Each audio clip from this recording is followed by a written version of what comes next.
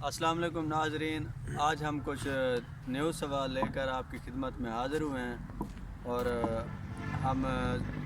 سید اللہ بخش شاہ تسنیم صاحب سے کچھ نئے سوال کریں گے اور امید ہے کہ آپ کو یہ سوال پسند آئیں گے اور آپ کے علم میں اضافہ ہوگا۔ السلام علیکم شاہ صاحب۔ وعلیکم السلام جناب۔ شاہ صاحب، آج کا ہمارا سوال یہ ہے آپ سے کہ حدیث کیا ہے؟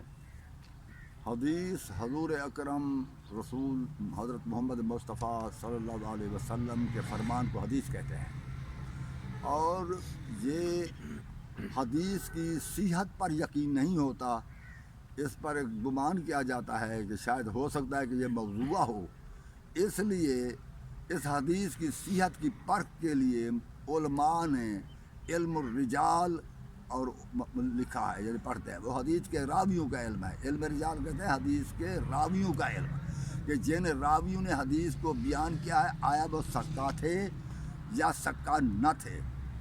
تو وہ علم بنا ہے۔ حالانکہ علم الرجال بھی کوئی چیز نہیں ہے، کیونکہ اگر حدیث کے راویوں پر یہ احتمال، یہ شک ہو سکتا ہے کہ ان سے نسیان واقع ہوا ہو سکتا ہے کہ انہوں نے کوئی کم و بیشی آمدن کی ہو یا سہون، تو ایسا شک، تو ایسا احتمال تو علم الرجال کے راویوں پر بھی ہو سکتا ہے۔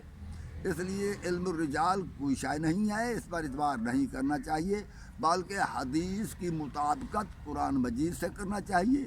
کیونکہ قرآن مجید بھی ہمیں رسول کریم نے دیا ہے، اور حدیث یہ اس قرآن کی تشریح ہے کہ اگر جو قرآن کہیں پر اچھی طرح سمجھ نہ آ سکے تو رسول نے اپنے طور پر سمجھایا،